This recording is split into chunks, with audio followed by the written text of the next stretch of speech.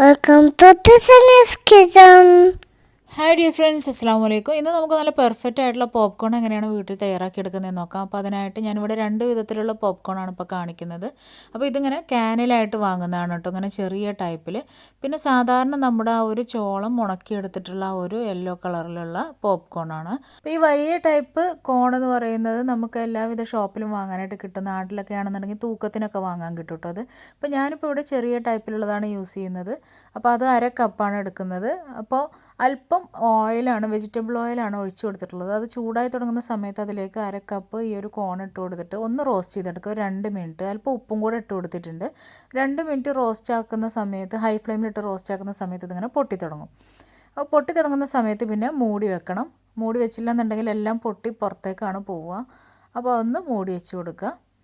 പെട്ടെന്ന് തന്നെ ഇതിങ്ങനെ പൊട്ടി എല്ലാം ഈ ഒരു ബൗൾ നിറയെ നമുക്ക് ഈ ഒരു പോപ്കോൺ കിട്ടും.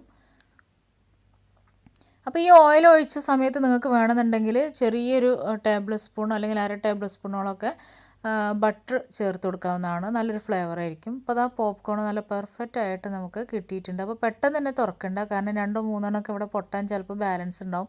ആ സമയത്ത് കംപ്ലീറ്റ് അങ്ങ് പുറത്തേക്ക് ചാടി വരും. അപ്പോൾ അത് നന്നായിട്ട് ശ്രദ്ധിക്കുക. അപ്പോൾ ഈ രീതിയിലൊന്ന് ട്രൈ ചെയ്ത് നോക്കുക. അപ്പോൾ നെക്സ്റ്റ് വീഡിയോയിൽ കാണാം ഇൻഷാ അല്ലാ. Thank you.